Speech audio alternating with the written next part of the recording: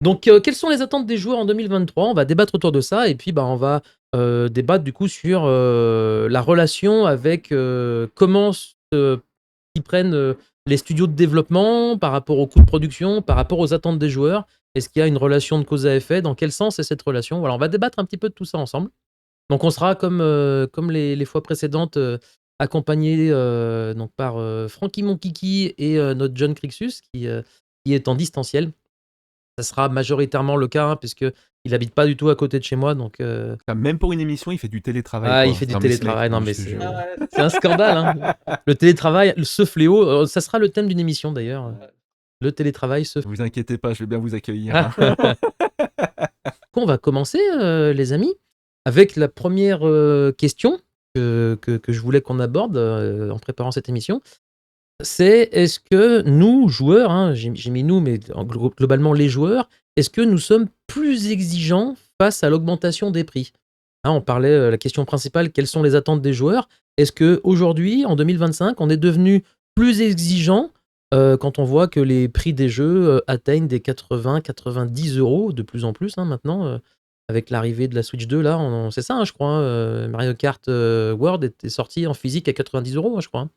Mmh. Ouais, c'est ça exactement, ouais. Mmh. Voilà, donc est-ce que, c'est une question que je pose ouvertement, vous pouvez participer dans le chat aussi et du coup, bah, je vous laisse la parole messieurs. Quel est votre avis? Moi, je me suis fait mon pavé mais je vous laisse un peu la parole. John peut-être? Vas-y, demande John. Ouais, je vais commencer, je veux bien, merci. Alors du coup, les attentes des joueurs. Alors déjà, une fois de plus, il faut différencier, les jeunes de 10-20, 20 ans à peu près, Mmh, qui eux sont, vampirisés par les jeux services, les Fortnite, les Roblox. Eux, ce qu'ils veulent, c'est juste que leur jeu continue à évoluer, à ouais l'infini. et les jeux mobiles? Malheureusement, c'est oui, les jeux mobiles, voilà, exactement. Et il y a l'autre catégorie de joueurs, mais c'est évidemment à celle-ci qu'on va essentiellement s'adresser ce soir, puisque je pense que c'est, le public de la chaîne, hein. C'est pas, je me trompe peut-être, mais, des 15-20 ans qui nous regardent, je pense pour, l'énorme majorité de la chaîne. Donc, c'est des gens, voilà, de notre tranche d'âge, donc on va dire large de 30 à on va dire 30 à 50 ans. Et cette partie du coup du public des joueurs, moi je pense qu'effectivement, ils sont de plus en plus exigeants et ce qu'ils veulent, c'est des bons jeux, hein. Je pense qu'on a aujourd'hui beaucoup de jeux en termes de quantité, et peut-être que les bons jeux sont un peu noyés dans cette quantité et les joueurs sont, comment dire? Avec les années d'expérience accumulées, sont bien plus exigeants et je trouve qu'ils ont beaucoup de mal aujourd'hui à trouver, chaussures à leurs pieds.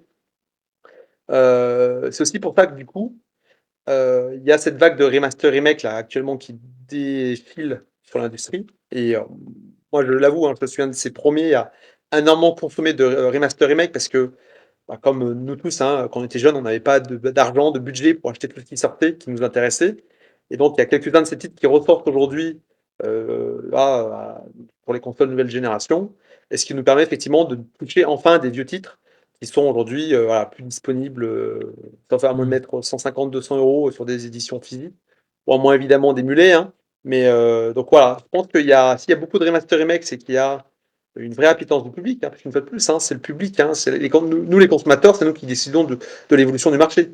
Si C'est notre demain, portefeuille qui décide, hein. exactement, si demain on décide de plus acheter de DLC, je sais pas, de microtransactions, ah bah, il y en aura plus dans les jeux, hein. Oui, oui, bah, ça commence Ainsi, d'ailleurs à disparaître, hein, aujour parce que ça se plaint beaucoup et ça marche pas si bien. Mais du mmh, coup, si je prends un peu ce que tu as dit, déjà effectivement, on peut peut-être distinguer 2 catégories de joueurs. Plutôt un public relativement jeune qui serait, on va dire dans une, première phase de jeu de découverte du jeu, même si ça fait déjà quelques années qu'ils y jouent, mais plutôt du jeune public quoi, on va dire avant 20 ans. Et puis des joueurs un peu plus aguerris qui ont de l'expérience et surtout, bah, qui ont de l'historique. Donc je pense qu'effectivement les attentes sont pas les mêmes et le jeune public, aujourd'hui est beaucoup plus attiré, je pense, par des jeux services, des jeux en ligne majoritairement, que nous, vieux loups de mer là, on est peut-être plus attiré par des jeux de type, aventure, RPG, des choses où on va vivre des expériences narratives, des expériences visuelles et pas juste se retrouver à se foutre sur la gueule entre potes. Ça, on aimait bien à l'époque, mais en local, écran splitté. Je pense qu'aujourd'hui, on est enfin, moi en tout cas, c'est mon cas, j'ai jamais été dans la vibe du multijoueur en ligne. Il y a des joueurs, âgés comme nous qui sont fans du en ligne, mais je pense pas que ce soit la majorité. Je pense que ça attire plus un jeune public. Après la question, c'était vraiment par rapport à l'augmentation des prix. Est-ce qu'on devient plus exigeant? Est-ce qu'on l'aurait pas toujours été, à attendre finalement toujours des jeux de qualité? Parce que est-ce que ça L'augmentation a des prix, changé en ah, fait avec l'évolution des prix? Alors moi, je vais être un peu dans l'antipode de tout le monde, vous le savez, hein. Non, montez-moi ces prix, ça va éliminer les pauvres du marché et il restera que les hardcore gamers sur le terrain. Parce qu'en général, les pauvres, non seulement ils sont pauvres et en plus c'est des mauvais joueurs. Donc moi, je veux pas me confronter à ça. Blague à part, je pense que j'y avais pas pensé sur la préparation que vous avez évoqué là. En fait, ceux qui sont le plus impactés par ça, bah ça va être nous, c'est les 40 ans, parce que les jeunes, ils sont sur League of Legends, sur Fortnite, sur Call of, ils achètent un jeu à l'année, et ils y jouent toute l'année. Eux, qu'un jeu, ça fasse 120 € ou 50 €, ils s'en pètent un. Et nous, comme on aime Déjà, ils se le être font offrir à Noël. en plus, et nous, comme on aime être... cette habitude, en fait, à PlayStation 1, t'achetais ton jeu, on n'est pas forcément tous les trois, à part peut-être un peu plus moi, des joueurs en ligne, et ben forcément, on est impacté directement. Donc nous, les pauvres quarantenaires, bon, ça va qu'on a un peu de sous, mais putain, on est complètement impacté. Donc ouais, bah ça nous fait plus chier que nous, que les jeunes, je pense.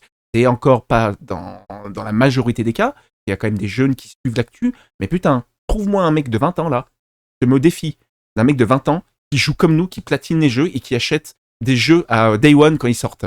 Non, la plupart, ils sont tous en ligne ou sur des jeux comme Genshin Impact et tout ça, des jeux gratuits, quoi. Alors, gratuit ou free-to-play. Ou Parce que free-to-play, et avec... majorité sont des jeux accessibles gratuitement, mais où il faut payer pour les tenues, pour avancer, les quoi. trucs, ouais. Même pour avancer des fois, hein, pour avoir des temps d'histoire. Mais ouais, c'est pour ça. Je pense qu'on est vraiment plus impacté, nous, quoi. Ça, c'est mon ressenti. Hein. Et du coup, tu penses que le fait que ça nous fasse chier, ça, oui, forcément, un jeu qui sort à 90 balles, ça fait scandale. Ça l'empêche pas de se vendre d'ailleurs, hein, le jeu. C'est un carton phénoménal, mais effectivement, ça fait ouais, ça nous embête quand même de payer 80 ou 90 balles un jeu. On est d'accord. Mais est-ce que, parce que ça coûte 90 balles, on est plus exigeant sur le prix? Ou est-ce qu'on est devenu plus exigeant, du coup, ben, les mecs bossent plus sur les jeux et du coup, les prix de production augmentent et donc ils les proposent plus cher pour amortir un petit peu? En gros, qui de la poule et de l'œuf, quoi?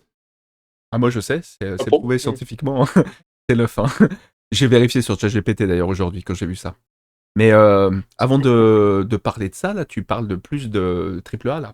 Avec tes conneries de AAA. Puis AAA, là, que le, déjà, qu'est-ce qu'on s'éclate? C'est la première chose.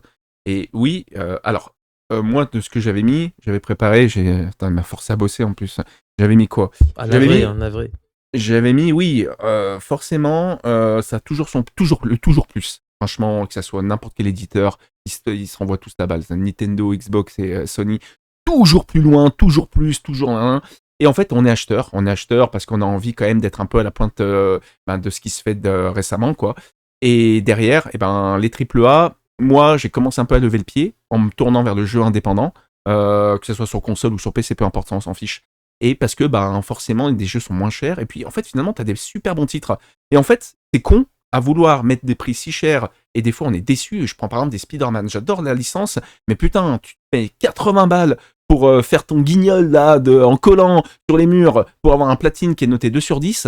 Moi ça me fait quand même un peu chier, surtout que c'est des jeux que je platine en 5 jours et je me dis finalement putain sur un petit jeu indé que je vais payer 2,50 €, 4 €, et je m'éclate beaucoup plus. Finalement, tu vois, je vais leur dire bientôt fuck, et je vais dire, je vais passer que sur du jeu indé. Ça n'arrivera pas, parce que je suis trop fan de The Last of Us, de God of War, de toutes ces grosses licences, donc je vais continuer à acheter des AAA, ou des quadruple-A, mais voilà, on peut se poser la question maintenant sur ça. Ok, ouais, intéressant. Et toi, mon John? Ouais, moi je suis. Alors, pour revenir un petit peu sur le sujet du prix, déjà, oui, je pense qu'on est plus exigeant quand on achète un jeu 90, en tout cas prix conseillé, puisque pour revenir sur le cas de Mario Kart, vous pouvez trouver 75, 80 si vous allez à Leclerc, au Auchan, etc. Mais en tout cas, le prix de vente conseillé, c'est 90 €. Mais forcément, quand le prix il est plus élevé, vous vous attendez quand même à ce que le jeu, oui, il envoie plus qu'un jeu que vous allez payer 40 ou 50 balles. Par exemple, ça a été dit il n'y a pas très longtemps, donc il y a le dernier Mafia qui est sorti, Mafia Oui. The Old Country. Ouais. 50 Par contre, balles. j'ai fini ouais, c'est ça, 50 balles. Alors, en démat, hein, donc pareil, en physique, du coup, tu peux l'avoir. J'ai payé 40 balles à la Fnac, et t'as même le meilleur bon plan, c'est même 33 € à Leclerc. Voilà. Mais voilà, mais à ces prix-là, l'éditeur a dit il est pas cher parce que c'est un petit jeu. Donc c'est pas un jeu à grande ambition. Donc du coup, on va pas vous le faire acheter 60 balles. Quoi. Donc Ça, c'est forcément, bien. là, ça a été annoncé de base par l'éditeur que oui, petit prix, mais petit jeu, du coup. Voilà. Et c'est vrai qu'aujourd'hui, sur certains jeux qu'on va payer 60, 70, 80, des fois, on s'y retrouve pas forcément. Tu vois, pour moi, normalement, voilà, et il doit y avoir La vraiment une question que relation je me entre. posais Oui, au niveau de l'augmentation des prix, c'est vraiment est-ce que les éditeurs ont décidé d'augmenter les prix parce que ils veulent plus de rentabilité ou que les coûts de prod sont pas les mêmes que quand c'était un mec tout seul dans son garage qui développait son jeu en quelques mois. C'est sûr que les productions maintenant, c'est des dizaines, voire des centaines de personnes. Ça dure des années, donc forcément, c'est des coûts qui ont explosé et ils peuvent pas se baser que sur le nombre de ventes. Ils sont peut-être obligés de se baser aussi sur le prix de vente. Est-ce que c'est le fait que les coûts de développement aient augmenté qui ont fait augmenter les prix et qui nous a rendus plus exigeants? Ou est-ce que c'est le fait que les joueurs, comme on connaît le jeu vidéo depuis plus de 30 ans, enfin je parle de nous qui avons 40 ans, mais le jeu vidéo existe depuis plus longtemps que ça, on en attend toujours plus.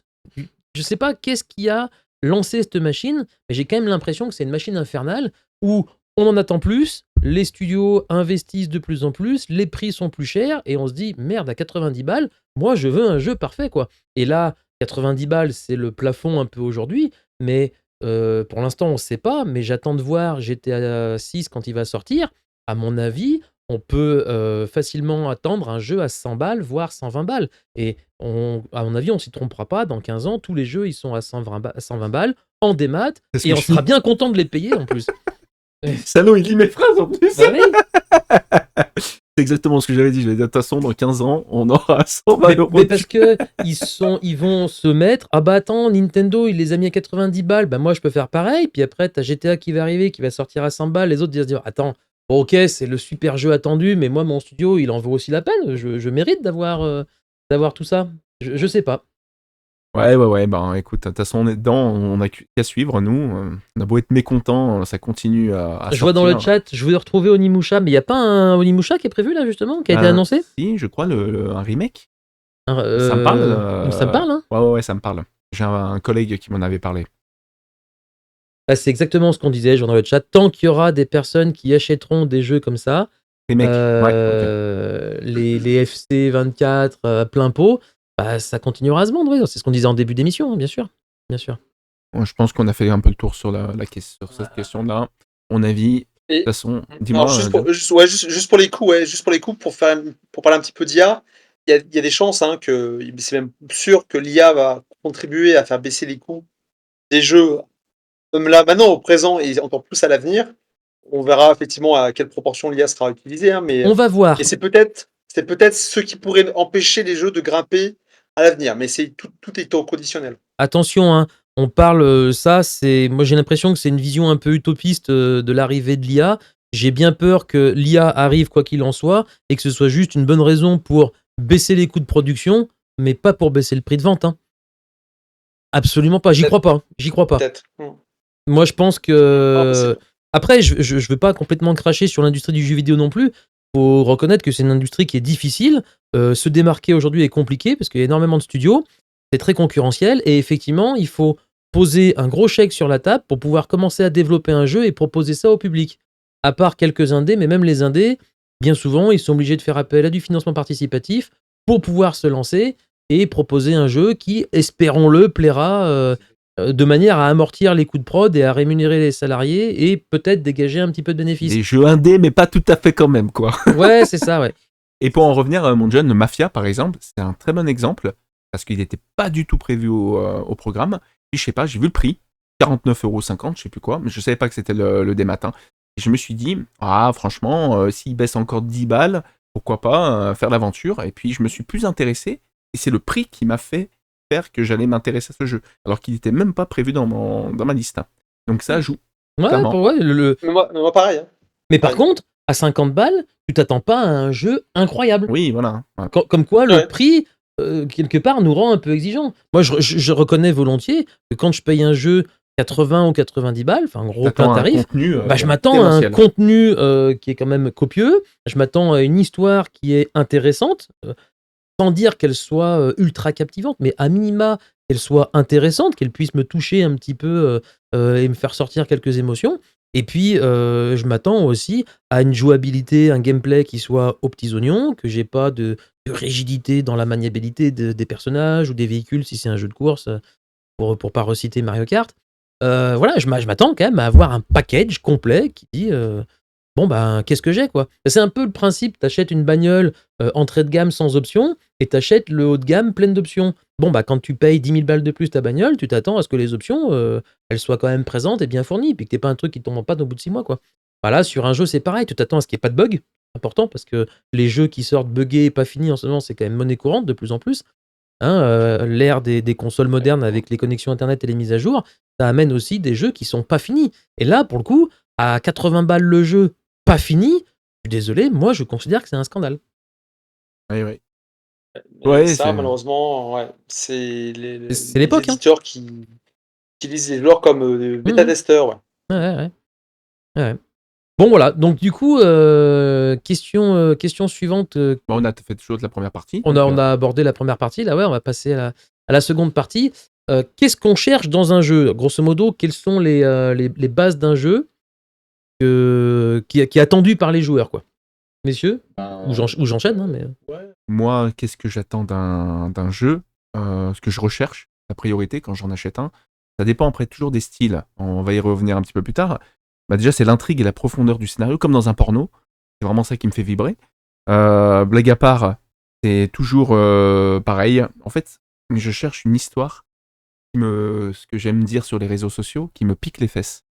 C'est-à-dire qu'au bout de 2 minutes de jeu, au bout de 15 heures, peu importe, il y a un moment où je vais poser la manette et je vais dire ok, là il y a quelque chose qui me titille. Putain, c'est énorme, ils sont en train de faire un truc énorme. Et c'est génial et tu te dis, voilà, j'ai envie de continuer. C'est vrai que le scénario, mine de rien, et je pense qu'on est tous les trois un petit peu pareil, c'est qu'on va mettre ça un petit peu en avant. On a envie, bah, comme tu regardes une série ou un film, putain, tu vas regarder un film, tu te fais chier, putain, ouais, alors le film il est beau visuellement, ok, mais t'en retiens quoi? Bah, c'est de la merde, voilà. Et en fait, L'aventure, quoi. C'est partir à l'aventure. exactement, c'est partir à l'aventure. Alors, moi, encore une fois, moi, ce que je recherche dans un jeu, je joue à un jeu d'horreur, je veux qu'il me fasse mettre une tension et qu'il me fasse flipper, clairement. Je vais jouer à un JRPG, je veux partir dans une aventure, je vais dans le bateau et m'envoler. Je vais jouer à un jeu d'action dynamique, je veux être à la place du mec combat. J'ai le sabre, j'ai l'épée, j'ai envie de mettre mes coups d'épée. Et j'ai envie que ça soit difficile et dur. Voilà. C'est vraiment, chaque jeu a son propre moyen de me faire partir, de me faire voyager. Ça dépend encore du style.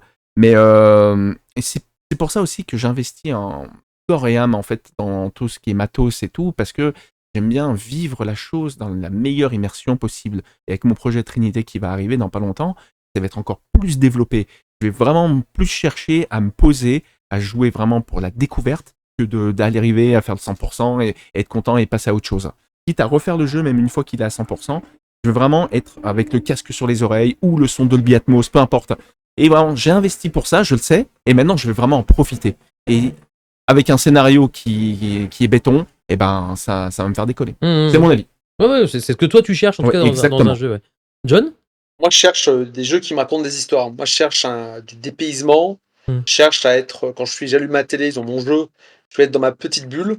Et pour que je sois au mieux dans ma petite bulle et que j'oublie le monde dans lequel je vis, je veux voilà, des jeux qui me racontent des histoires profondes, des personnages attachants avec une profondeur au niveau de la psychologie. Euh, je cherche en fait un ensemble d'éléments quand ils s'additionnent forment un très bon jeu. Donc c'est des personnages, c'est une musique aussi. Mais là, je pense plus à Clair-Obscur ou des musiques qui comment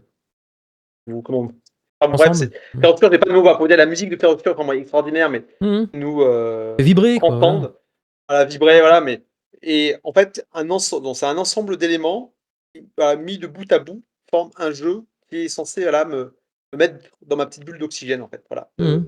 Mon but, c'est voilà, c'est du dépaysement. Et malheureusement, ces jeux-là, je pense qu'on est tous d'accord, mais il n'y en a pas assez en tout cas. Alors peut-être aussi parce qu'on est trop exigeant aujourd'hui, hein, mais il n'y en a pas assez chaque année. Et moi, c'est vraiment ce que je recherche moi, dans ces jeux, c'est des histoires. Moi, je suis là Mhm. pour. Je pense que 80-90% des jeux que je fais, C'est des c'est JRPG. des jeux qui. Voilà, voilà, Déjà. exactement, c'est des JRPG.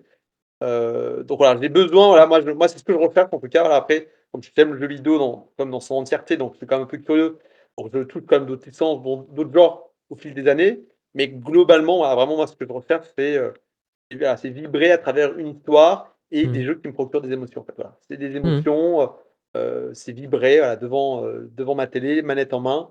C'est vraiment Mmh. ma principale recherche, voilà, dans peu pourquoi je joue aux jeux vidéo et du coup dans les jeux vidéo auxquels je sélectionne. OK.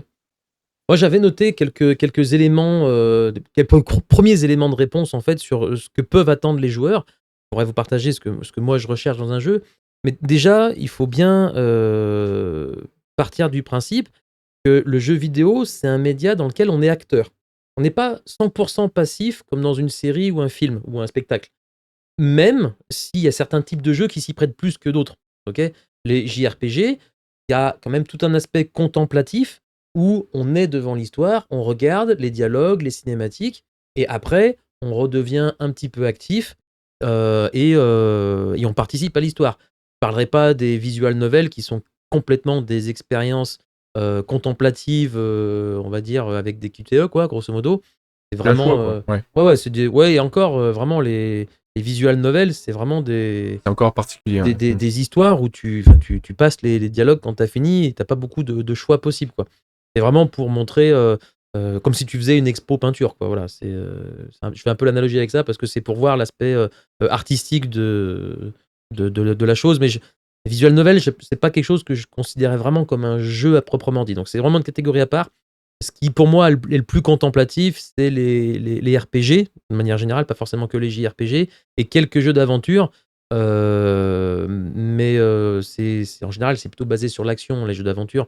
Prends les Uncharted, il y a des paysages magnifiques. J'ai eu des moments où les Tomb Raider, les derniers qui étaient sortis là, j'ai eu des moments très contemplatifs où je regardais le décor, je dis c'est quand même magnifique ce qu'ils ont fait, mais très vite, pam pam, boum boum, et on repart dans l'action, on tire dans tous les sens, donc c'est moins ça. Donc déjà, comme on est acteur de l'expérience, il faut pour moi qu'il y ait un gameplay qui soit quand même suffisamment, je dirais fluide et accessible pour qu'on puisse se jeter dans l'aventure et nous-mêmes être, acteurs de ce qui nous est présenté. Après, deuxième élément, c'est que le jeu vidéo est un média qui regroupe plusieurs corps de métier artistiques dans une seule œuvre. Hein, tu as parlé de Clair Obscur juste avant John. Clair Obscur, sans ses musiques, ce n'est plus le même jeu et je pense qu'on est bien d'accord. D'autant plus que les paroles des musiques, qu'elles soient dans leur langage inventé sur base Mmh. d'occitan ou dans la langue française, elles racontent une partie de l'histoire. Donc elles sont complètement en lien avec ce qui se passe dans le jeu. On enlève les musiques, il n'y a plus le même jeu. La partie graphique, tout ce qui est design de l'environnement, hein, on va dire la direction artistique, pareil, ça fait partie d'un corps de métier bien particulier et ça participe aussi à l'expérience. Et puis, bah, comme on a dit au début, le gameplay. Je pense que quand on arrive à avoir une bande son qui est prenante, je dirais, voilà, on va trouver ça comme terme qui est pas mal, qu'on a un gameplay qui est accessible et fluide sans qu'il y ait des rigidités. On se rappellera des premiers Tomb Raider où elle tournait de gauche à droite et après on pouvait avancer. Enfin, c'était quand même hyper rigide. Où on y a rejoué en plus entre nous il n'y a pas longtemps des jeux comme GoldenEye qui était quand même au niveau maniabilité un peu particulier. Bon voilà, Ouais, à l'époque c'était comme ça, c'était ce qui se faisait. Aujourd'hui, il ressortirait un GoldenEye ou un Tomb Raider avec cette jouabilité. Ouais, c'est rude quoi. il y aurait personne. Il n'y aurait personne dessus, voilà. Donc je pense que c'est les éléments de base qui font qu'on va apprécier un jeu ou non. Et après, bah, chacun sa perception, je dirais. John, c'est plutôt l'aventure, l'histoire qui est racontée. Toi, Franck, c'est 100% l'histoire et le fait que ça puisse te captiver. Le scénario, voilà. L'immersion. Et d'ailleurs, par exemple, un jeu comme Resident Evil 4, que j'ai acheté pratiquement à sa sortie, qui est sous blister, tant que je n'ai pas investi dans le casque VR, il ne verra pas la couleur de la console. Je veux vivre en fait cette expérience à 100% d'immersion. J'ai fait pareil pour le 7. J'ai attendu que le casque VR sorte avec la compatibilité de Resident Evil 7. J'ai attendu 2 ans. Un pote m'avait dit putain, tu vas te mettre dessus, il n'y a plus personne qui va en parler. et ben je peux te dire que j'ai passé un moment incroyable et je suis loin d'avoir fait le 100% parce qu'en VR, tu peux pas aller platiner le jeu. Mais j'ai préféré le faire comme ça et ça m'intéresse pas de le faire normalement pour aller platiner le jeu. C'est quand même incroyable. Hein. Il faut que cette immersion, elle me pique les fesses, vraiment. Ok. Bon, comme quoi, on a tous des perceptions différentes. Moi, à titre perso, il faut. Je suis pas obligé d'avoir tous les éléments, la musique, le gameplay, l'ADA, machin, mais il en faut au moins, je dirais, un, voire même deux des trois qui, Scénario, c'est quand même sur lequel j'accroche. Je pense que je pense que le scénario, c'est quand même ce qui. C'est dur. Hein. Ouais, mais c'est dur, hein, parce que. Bah, Pareil, et dans un porno, bon, regarde, il n'y a pas de scénario, mais bon, c'est pas pareil. Eh ben, détrompe-toi, parce qu'il y a des films porno avec des scénarios plutôt élaborés. J'ai vu John avec son petit sourire, t'inquiète pas que ça doit être un sacré lascar. Hein. on n'ira pas plus loin sur la parenthèse, mais si, ça reste du cinéma de genre, un genre particulier, mais c'est du cinéma de genre. Et après, pour la musique, ce que tu disais, tu mets, je te prends un film comme Gladiator ou Armageddon, on a gagné Grèce. Il n'y a pas de musique derrière, je peux te dire que ça n'a pas le même effet. La musique, elle a toujours apporté, alors c'est pas nouveau, hein, elle a apporté en fait une dimension supplémentaire. Et maintenant qu'on a des jeux next-gen, et ben c'est sûr qu'avant on avait des petites musiques. Bah maintenant on a vraiment des bandes son qui sont incroyables, dignes du cinéma, donc forcément ça nous transporte encore plus. Alors après, même sur les consoles 8 et 16 bits, il y avait des mélodies, on va plutôt appeler ça des mélodies que des musiques. Tu prends FF6, c'est sûr que la musique, il y a 3 notes, hein, et elle est marquante. Hein. Mais d'ailleurs, on pourrait en faire une émission entière sur la musique dans les jeux vidéo et comment c'est constitué.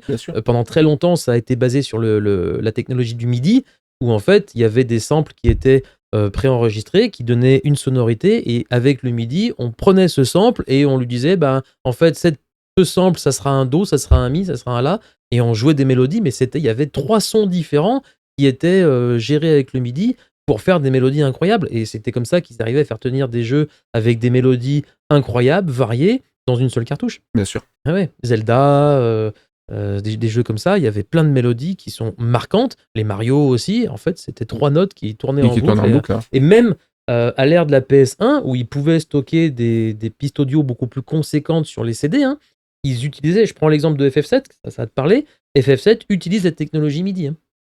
Ouais. Après, FF7, on est déjà pour moi sur du next-gen. Tu vois, pourtant ça utilise la même technologie MIDI, avec des samples, et en fait, tu regardes, il y a une quinzaine de samples différents, et ils arrivent à... Les musiques Mario, Zelda, c'est des musiques qui te restent en tête, tu sais, qui provoquent en fait une nostalgie. Maintenant, une musique comme Clair Obscur, ou des musiques qu'on aime sur nos jeux actuels, là, on va avoir cette petite larme à l'œil. C'est sûr que sur Mario, sur Zelda, c'est pas ces musiques-là qui vont me faire chialer sur le jeu. Tu vois, c'est des musiques pour la nostalgie peut-être. Pour la nostalgie, mais c'est tout. Alors maintenant, voilà, la musique a vraiment un rôle très très important sur la qualité du jeu. Ouais. Voilà, donc après, est-ce que c'est ça qu'on attend le plus dans un jeu? Je pense pas. Non. Ça participe beaucoup à l'immersion. On en parle après. Oh non, on va en parler après. On en parle après. D'autres choses à ajouter sur cette partie, messieurs? Moi, c'est bon. Et ben du coup, on va parler des éléments constitutifs. On avait les premiers éléments de réponse. On va plutôt maintenant essayer de creuser sur les éléments constitutifs du plaisir du jeu, hein, toujours dans les attentes des joueurs.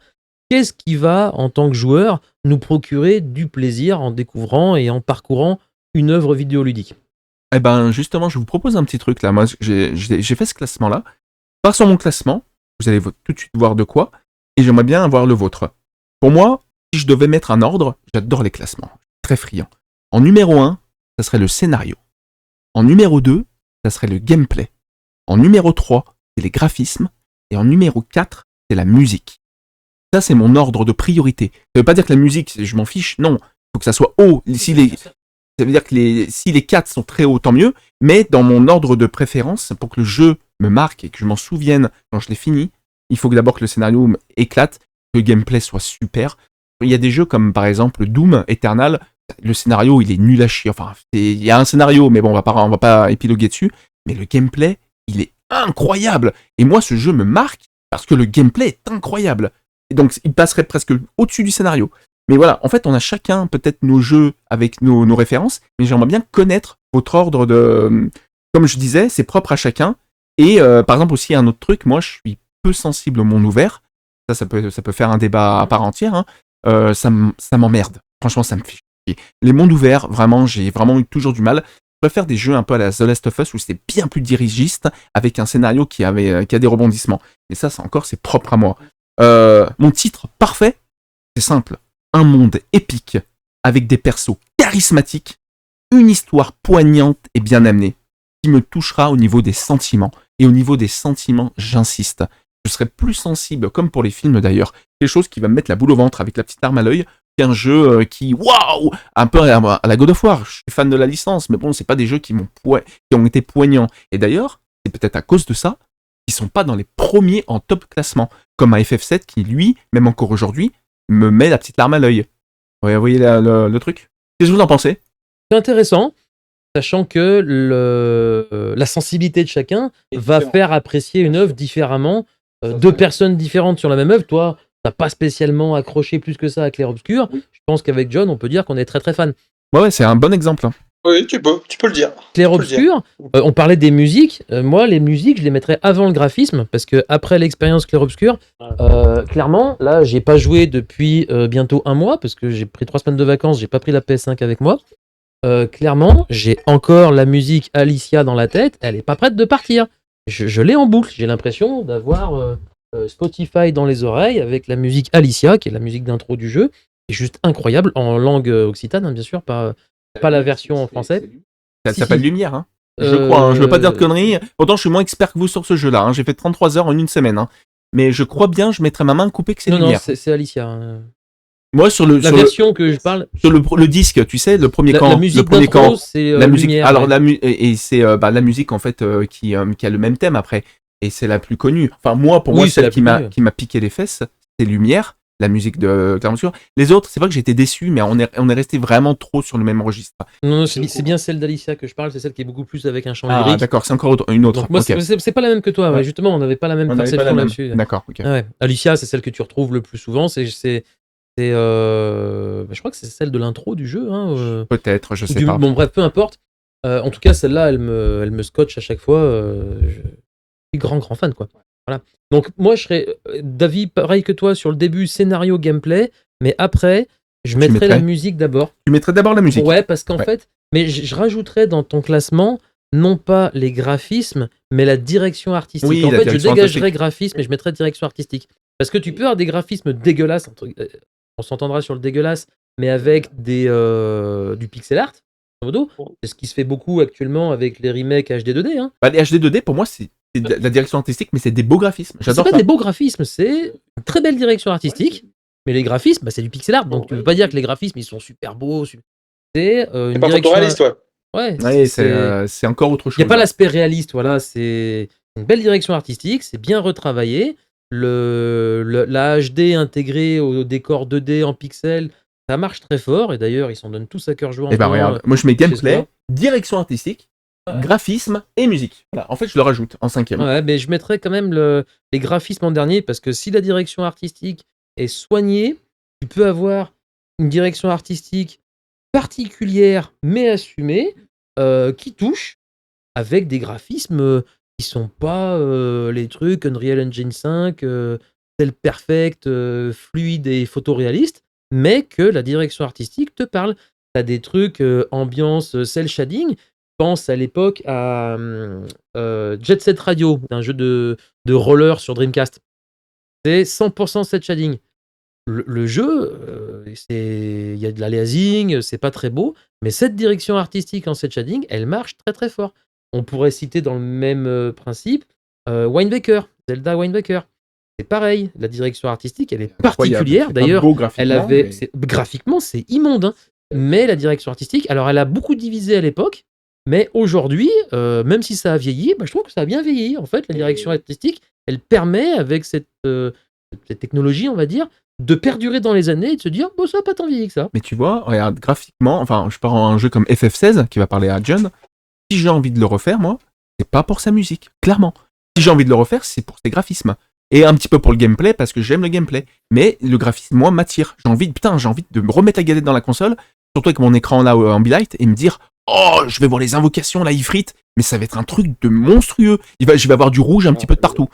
Et c'est vrai que le graphisme, quand même, m'attire un petit peu. Je me dis, les beaux jeux, ça me donne envie de jouer. Tu parles de FF16 où toi, les graphismes te donnent envie d'y rejouer. Et moi, justement, comme je suis plus attiré par les musiques et qu'elles sont pas ouf, j'ai pas envie de me remettre la galette. Comme quoi, mais c'est intéressant. Ouais. Et du coup, toi, John, si tu devais faire un classement? Ouais, ton petit classement. En premier. Premier, sans hésitation, scénario. Oui, Ça, je on est pense, d'accord, voilà. tous les trois. Ouais. Deuxième, peut-être les musiques. Mais c'est vrai que le problème, c'est que c'est quand même pas récurrent, mais vraiment pas, où les musiques sont exceptionnelles, en fait. Ou vraiment, C'est rare. du niveau de Clair-Obscur. Oui. Il y en a pas, voilà, il y a beaucoup de très bons OST, mais là, il faut vraiment aller dans l'exceptionnel. Mm. Pour que bon, en tout cas, si c'est exceptionnel, oui, c'est deuxième. Pour moi, ça s'appelle le scénario. Hors JRPG, cite-moi un jeu où la musique t'a marqué. Hors JRPG, s'il te plaît. Hors RPG, Last of Us. Last of Us. The Last of Us, ouais, la musique est pas trop mal. Bah, surtout quand je joue à la guitare. Je vais dire, moi, il y a que celui qui me vient en tête. God of War, pour moi, il n'y a pas trop de musique marquante. Hein. Non, À part la musique la plus connue de l'intro, là, sur Ragnarok, là. Mais, exactement. Et non, mais c'est dur, hein. Hors JRPG, c'est pas évident, hein. Mais même en JRPG. Et RPG Si, en après, général. si, facile. Très facile. Zelda. Ouais. Ça. Okay. Alors, moi, The Witcher aussi. C'est pas un JRPG, mais voilà. Mais oui, The Witcher, ouais. Mais d'accord, donc musique. Et après, tu mais mettrais ouais, quoi? Musique, et ensuite. Donc il reste gameplay, graphisme et direction artistique. Je pense que je mettrais comme direction artistique après. Ouais. Je pense direction artistique, et le gameplay, je le mettrais à la fin. Même si Putain, c'est important, tout est important, mais. Putain, le gameplay. En fait, moi, comme je suis. Donc t'es prêt à en chier sur la maniabilité ça. tout le long pour écouter des belles musiques. Mais dans les JRPG, c'est des gameplays, c'est pas. Je veux dire, c'est pas des trucs de fou, tu vois. C'est te demande pas de faire je vois ce que tu veux des dire, parades, des perfect parades, tu vois. C'est pas un Sekiro, par exemple, tu vois, sur des JRPG. Tu vois, sur un jeu comme Sekiro, c'est sûr que le gameplay, c'est peut-être même le numéro 1. Tu vois, sur Sekiro, voilà.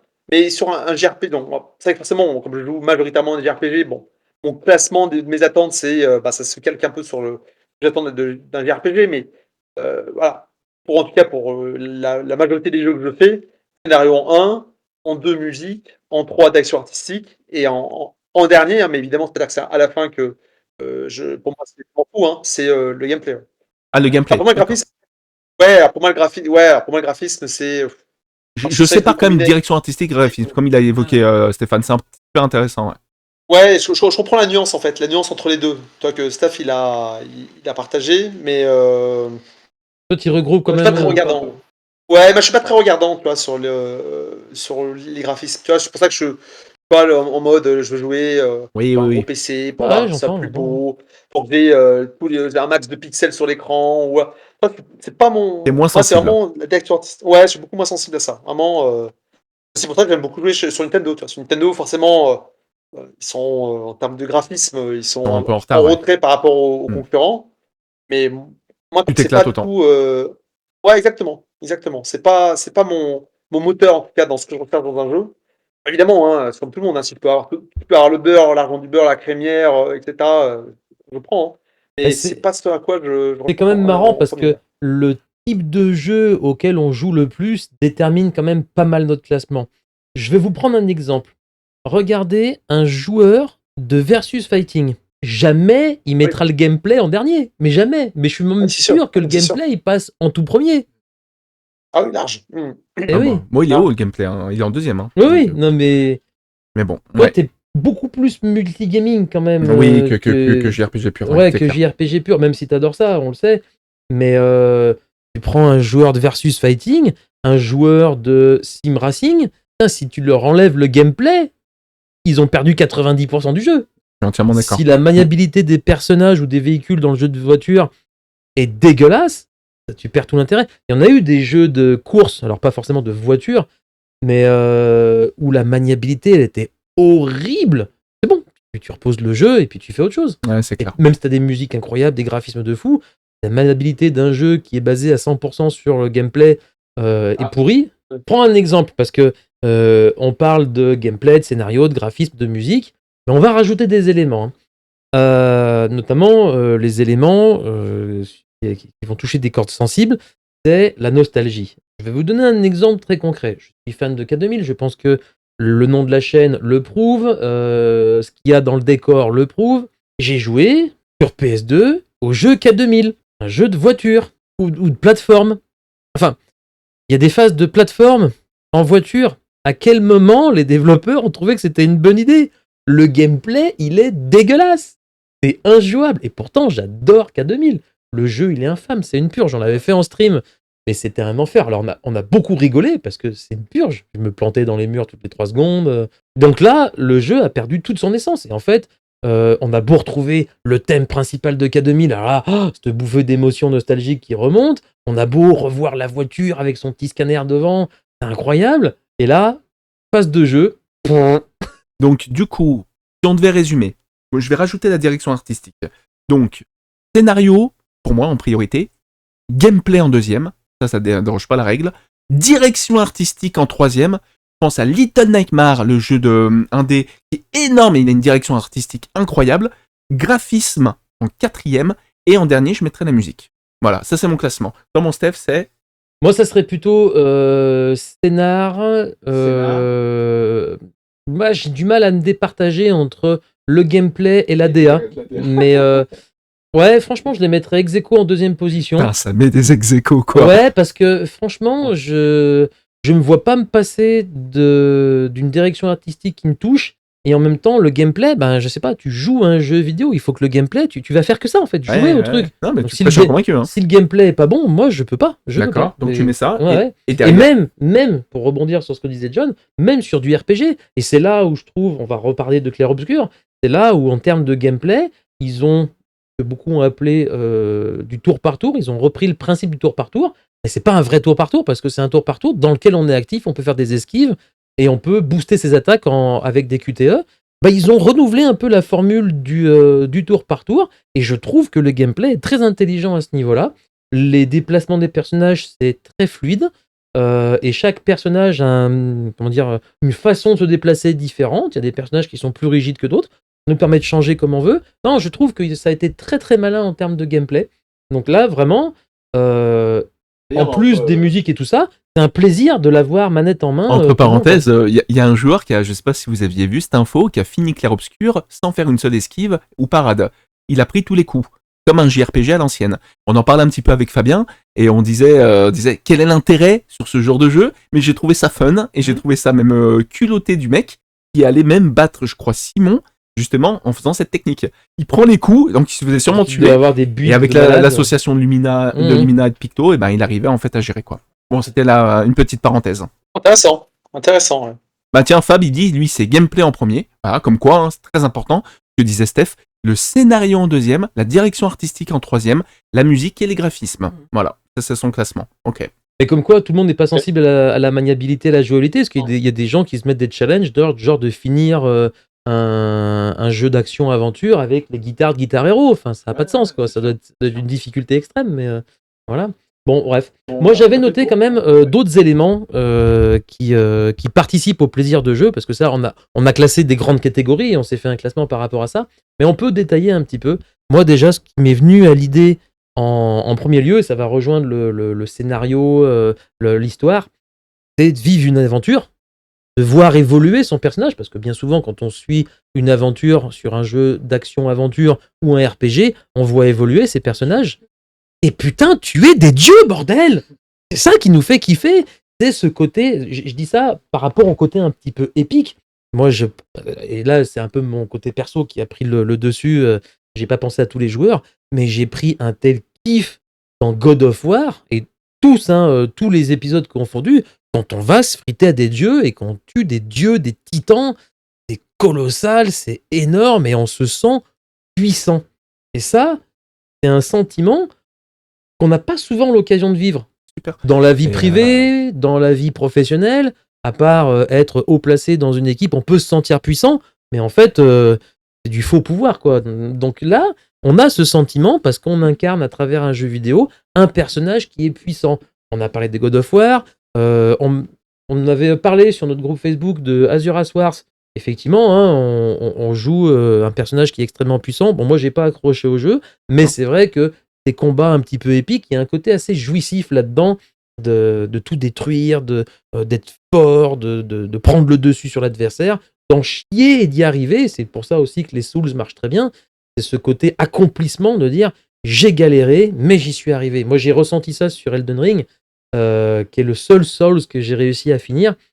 J'ai trouvé ça incroyable. De se dire, ouais, j'arrive à avancer, j'arrive à battre des boss, à performer. deviens plus fort que le mec qui fait 3 fois ma taille. Je sais Ouais, pas, c'est peut-être des complexes de petits garçons qui se faisaient mettre sur la gueule à l'école, qui prennent le relais, j'en sais rien, mais. en tout cas, ouais. Mais il y avait ça, voilà. Moi, j'avais noté ce côté un petit peu vivre une aventure et un côté un peu épique de dire ouais, je suis balèze. Ça, je trouvais cet aspect intéressant. Il y a aussi donc l'aspect visuel, on en a parlé, hein, l'aspect graphisme, quand on prend une claque, vraiment.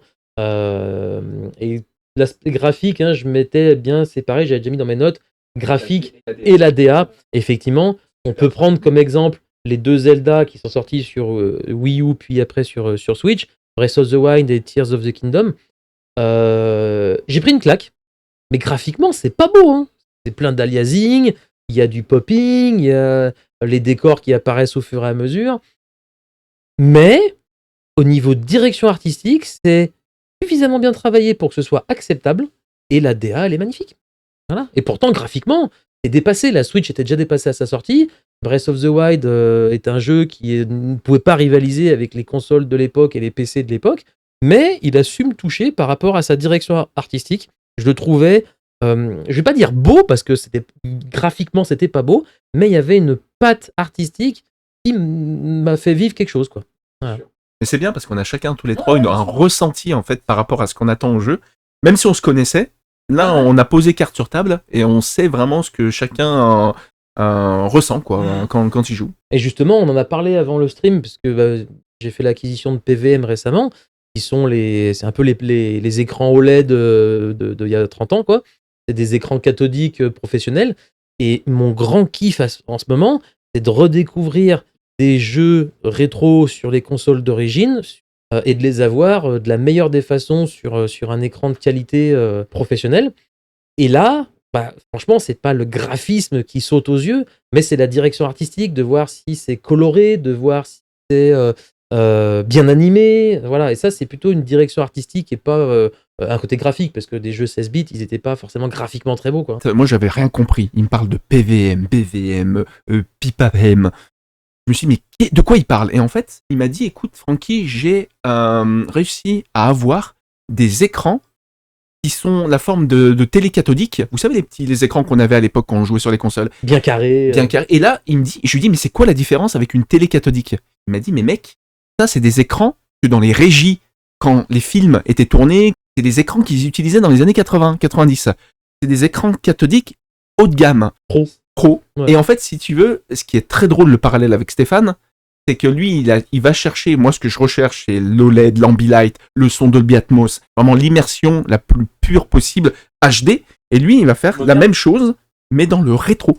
Il va chercher la pixelisation la plus belle possible au rendu de l'écran. Et là, il m'a montré son installation, c'est incroyable. Là, on joue sur des écrans ça vaut 1000 balles, hein. Des écrans cathodiques de 1000 balles, mais ils sont grands comme ça, à peu près. 14 pouces. 14 pouces, mais vraiment, t'as un ressenti quand tu mets ta Super NES et Mario Kart dessus. Oh putain, ça envoie du steak. Vraiment, c'est impressionnant à voir, les copains. Ah, les couleurs, c'est... Et PVM, c'est... Professionnel Vidéo Monitor. Parce que c'est vrai qu'on a chacun nos jargons, et des fois, on comprend pas toujours. Ouais. Surtout que Stéphane, il a quand même un jargon particulier. Nous, avec John, on est plus dans la partie jeux vidéo, 100%. Fabien aussi, je le mets dans le lot. Stéphane un peu en à côté, et quand il parle... plus le background en fait, voilà, le côté technique, ouais. C'est ça, et en fait des fois il pense que tout le monde va comprendre quand il va poster quelque chose. On va parler de PVM, où c'est des câbles de RGB ou signal je sais pas trop quoi, et en fait quand il m'explique je comprends et je le traduis moi avec mes mots pour que ça soit accessible à tout le monde. Ok, bon on a fait le tour sur tout ça quoi. Ouais, donc voilà, il y avait l'aspect et graphique et direction artistique. La musique on en a parlé, hein. Moi je me rappelle des... quand Metal Gear Solid 4, oui. Quand Last of Us est sorti, les premières notes de guitare sur le menu de démarrage, rien que ça m'avait scotché. Et après, les quelques thèmes qui reprennent un peu ces notes de guitare au fur et à mesure du jeu, dans des moments bien émouvants, ouais, ça participe grandement à l'immersion. Donc ça, c'est FF7. Bon, ça, je pense que pour tous les fans de FF, le 7 avec ses musiques, c'est quand même... Ouais, c'est quand même quelque chose. Il n'y a pas que celui-là, mais vraiment celui-là en particulier, je trouve. Moi, je comprends pas comment, encore même maintenant, chaque histoire d'FF7 a sa petite musique et c'est incroyable. Non, mais les mecs, c'est des génies. Je sais pas. Eh ben, c'est là où je trouve que. On va en reparler encore d'Expédition 33, hein, mais Clair Obscur, ils ont fait justement ce qu'avait fait FF7 à l'époque. c'est qu'à chaque situation, il y a un thème musical qui est associé. Même si, c'est vrai que tu avais fait cette remarque, ça suit un petit peu la même trame. chose. Je suis moins. Mais en fait, je pense que c'est une question de perception parce que déjà, t'as pas fait beaucoup de trucs annexes et t'as des musiques qui sont dédiées aux environnements sur les quêtes annexes. Et là, je suis pas convaincu qu'en refaisant le jeu à 100%, je vais découvrir des choses. Non, mais par contre, moi, ce que je suis en train de me faire, c'est un peu long parce qu'il y en a quand même pour plus de 8 heures. Je suis en train de me faire toute la BO du jeu. Elle est dispo sur la page YouTube. Ouais, 8 heures de BO sur la page Facebook de Soundfall. Pas Facebook, YouTube de Soundfall Interactive. Ils ont mis full OST. Il y en a, c'est 8 heures. C'est une vidéo, enfin, il n'y a qu'une image fixe, hein, mais la bande son, elle fait plus de 8 heures. C'est toute l'intégralité des musiques du jeu. Et quand même, pour écouter, il y a des thèmes qui diffèrent. Alors, ça reste du chant lyrique, donc quand on n'est pas sensible, j'aurais dit, au chant lyrique, on peut se dire, ouais, bah, c'est toujours pareil. C'est sûr que moi, tu me fais écouter de l'opéra, je vais dire, ouais, bah, c'est de l'opéra. Parce que je suis pas habitué à ça. Tu me fais écouter du métal, je dis, ouais, ça fait beaucoup de bruit, le métal. Je suis pas grand fan de métal. J'aime bien le rock, mais le métal, c'est pas trop mon truc. Je dis, ouais, le métal, ça bourrine, c'est un peu dur à écouter, ton truc. Et tous ceux qui sont fans de métal vont dire, bah non, mais celle-là, elle n'a rien à voir avec l'autre. Pour moi, c'est la même chose, quoi. Pourtant, quand je t'ai vu, j'ai vu ta tête et ta couette, là, je me suis dit, lui, c'est un mec de métal. Lui, il se perce le zizi et il fait des trucs bizarres. Bon, ok. Mais en tout cas, je pense que tu as bien répondu à cette histoire de sensibilité de musique, mais... Et un autre élément qui me paraissait intéressant, c'est l'aspect découverte. Donc ça va peut-être rejoindre un petit peu le gameplay, mais je ramènerais ça aux open world, alors aux bons open world, hein, parce qu'il y a des open world qui sont un peu infâmes, mais un bon open world, c'est ça, c'est où on va aux quatre coins de la map découvrir des choses, des fois qui participent même à l'histoire, qui vont apporter des compléments non nécessaires, mais qui permettent de comprendre des trucs. FF7 faisait ça à l'époque, Elden Ring a fait ça, beaucoup d'ailleurs. Elden Ring, je pense que si on explore très peu et qu'on rush l'histoire, on n'a pas la moitié du lore de... Donc la découverte, l'exploration, découvrir les secrets. Zelda, hein, Breath of the Wild, c'est basé là-dessus. On découvre les... comment ça s'appelait? C'est pas les temples, les... Bref, je pense qu'on a les sanctuaires, merci, les sanctuaires. Ils sont bons dans le chat. Heureusement que ça suit, hein, parce que là... Les sanctuaires. Bon, vous testez, hein, on savait, mais on testait. Hein. C'est bien. Moi, je savais pas, j'avoue. Je suis à deux doigts de vous quitter, moi. Moi, je suis honnête, je me rappelais plus. On peut avancer, je pense. Mais voilà, ouais, on va avancer. Donc voilà, l'aspect découverte, les secrets à découvrir et agrémenter un petit peu l'histoire, je trouvais que c'était intéressant aussi. Dernier point sur ce chapitre, on passe au suivant. L'aspect progression, donc ça, c'est des choses qu'on va trouver principalement dans les RPG, mais le fait de gagner en expérience, alors en expérience dans le jeu, en expérience perso, et là, on va parler des Souls. Si nous, on gagne pas en skill, hein, c'est nos propres points d'XP, pas dans le jeu, on n'avance pas. Là, c'est du RPG IRL en fait. Hein, c'est nous qui faisons du level up pour pouvoir battre le boss et passer.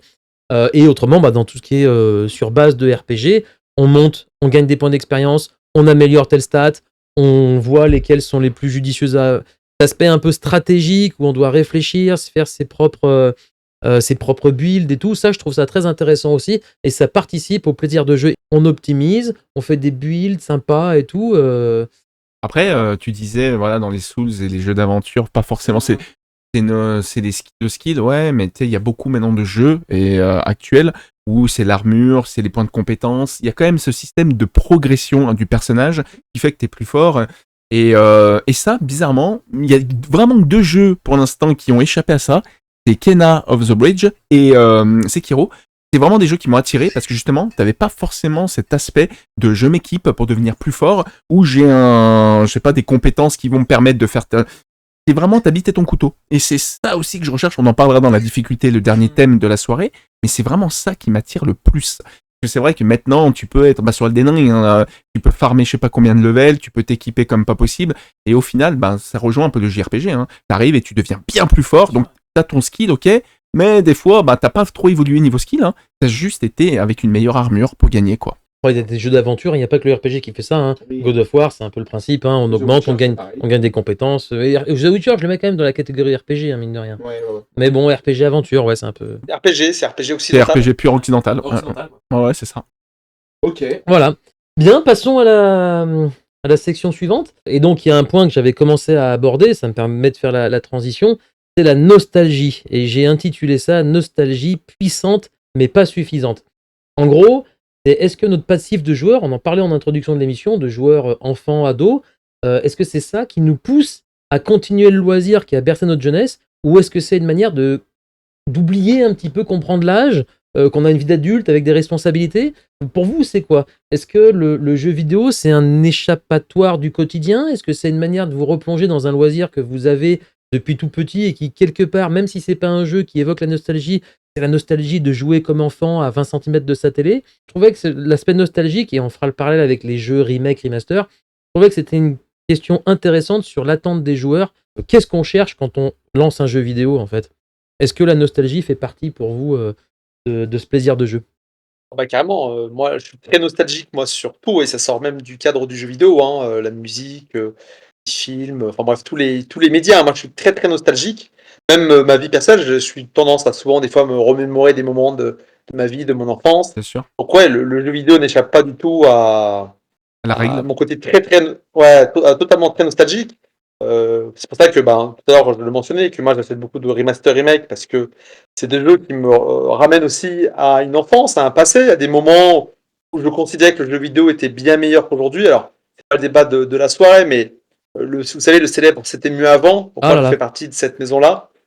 Mais, du coup, oui, les remaster, remake me renvoient à cette époque-là et oui, la nostalgie, alors même si pour moi je joue avant tout aux jeux vidéo pour comme je l'ai dit tout à l'heure, pour être dans une sorte de bulle d'oxygène, un échappatoire, et cetera.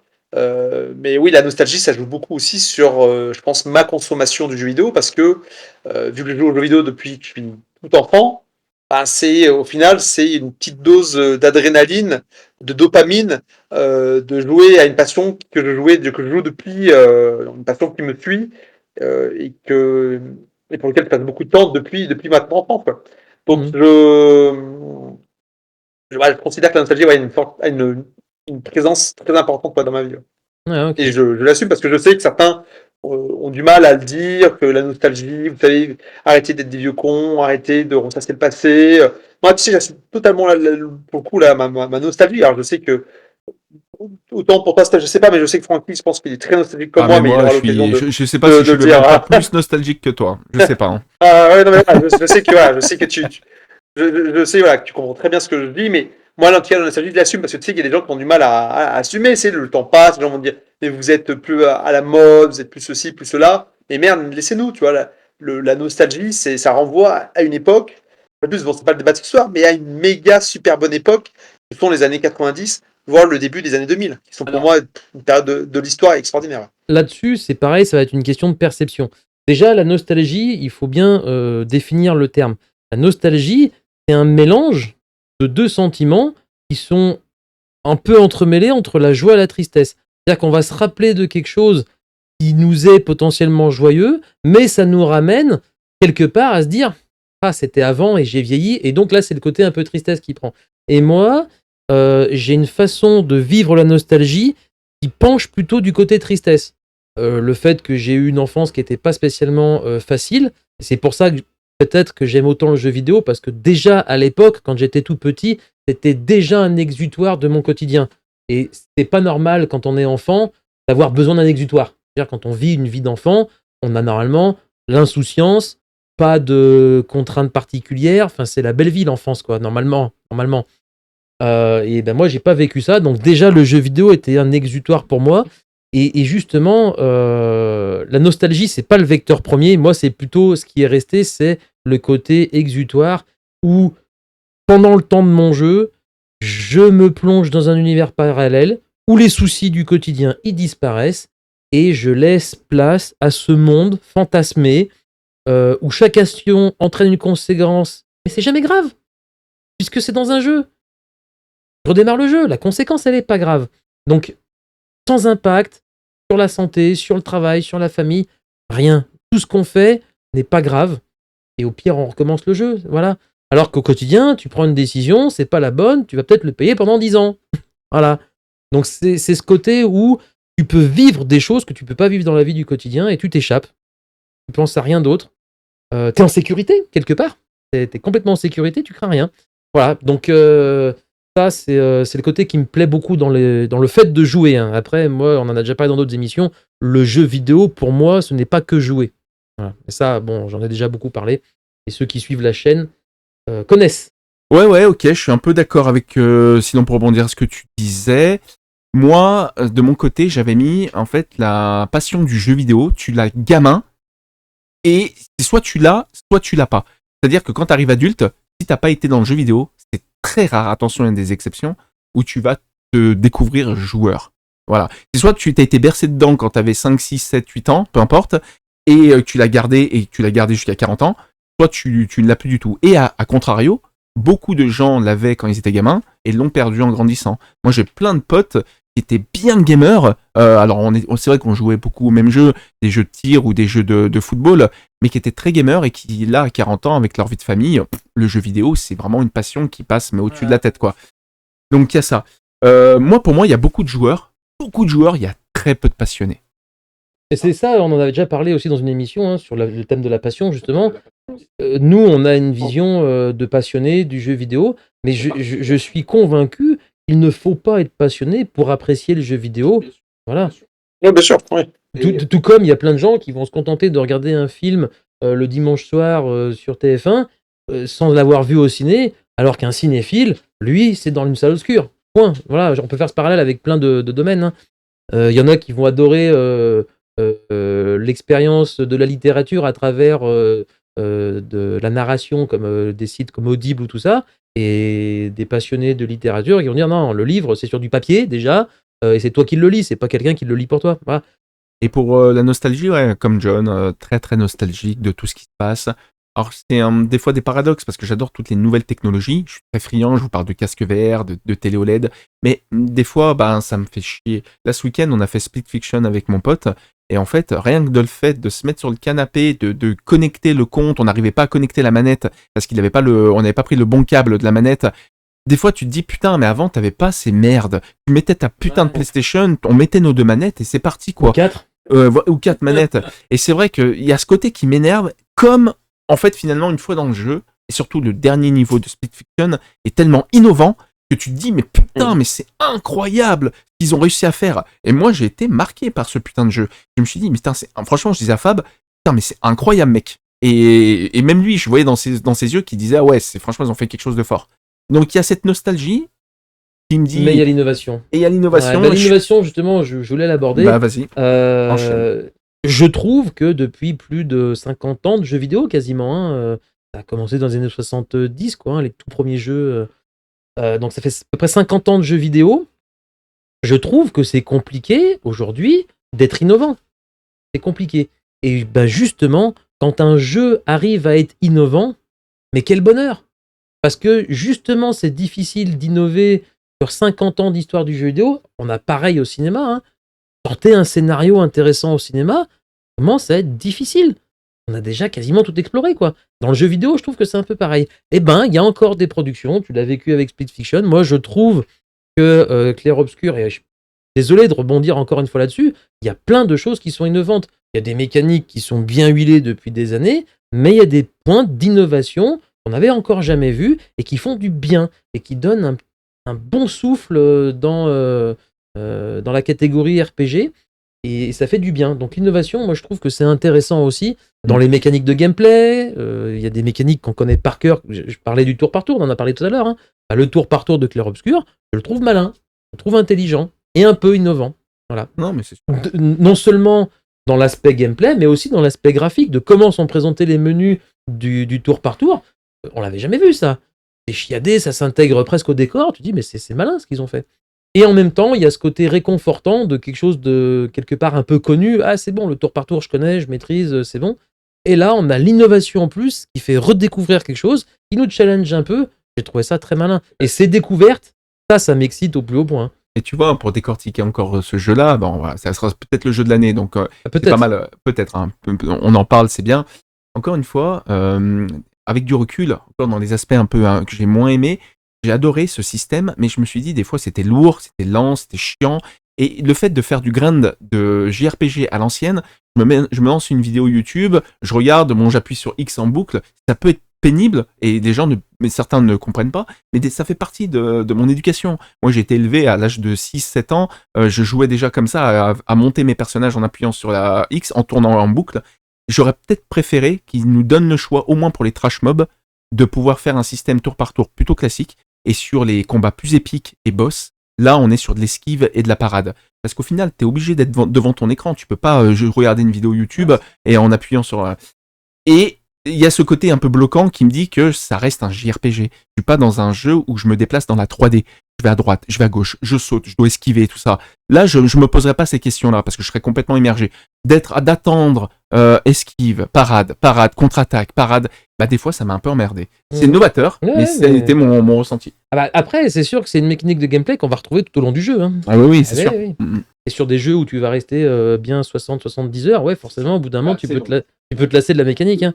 Mais bon, ça, je dirais, c'est inhérent à tout style de jeu où tu vas tomber des heures dessus. Quoi. Je me suis peut-être moins ennuyé à monter Aeris level 99 que des fois sur certains combats sur la fin du jeu. C'est quand même dingue. Hein.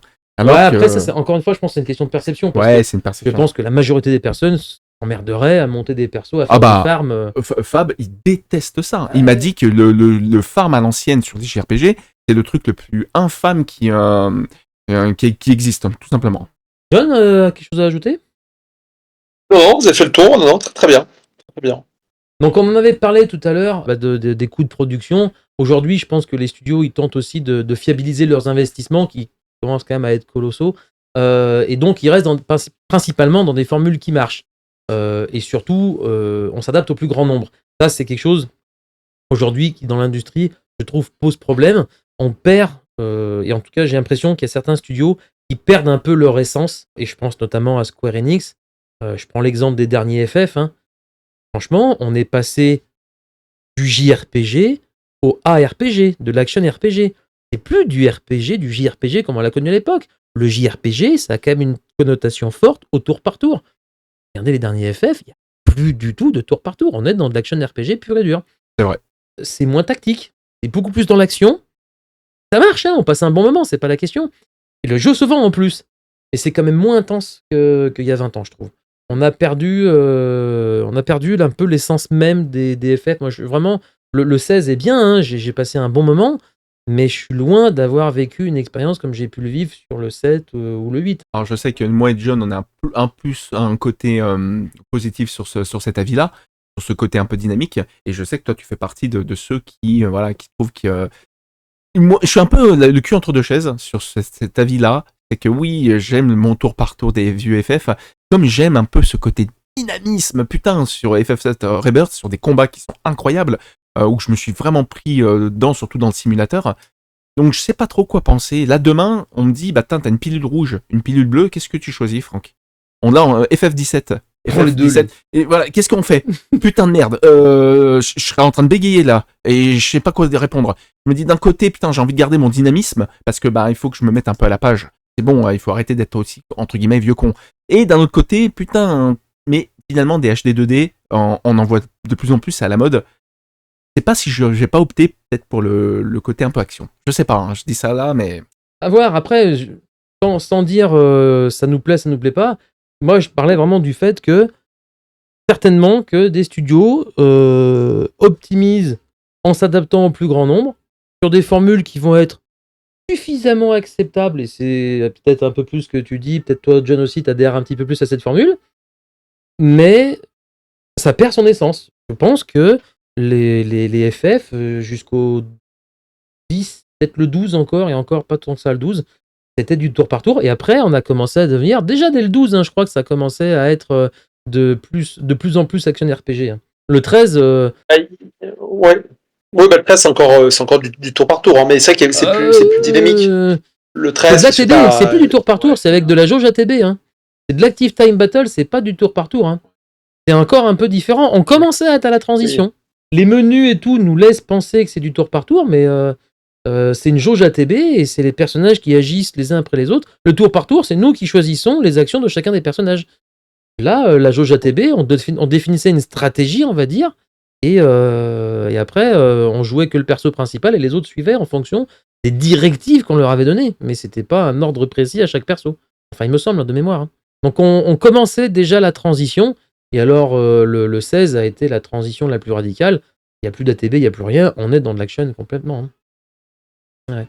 Je dis pas que c'est bien, je dis pas que c'est mal. Je dis que la licence perd de son essence pour pouvoir s'adapter au plus grand nombre. Et c'est normal, hein, je comprends, on parlait des coûts de production qui augmentent, c'est normal que les studios, ils veulent rentabiliser leur investissement, ils sont plus forts qu'avant, et donc il faut de la vente, il faut que ça plaise au plus grand nombre.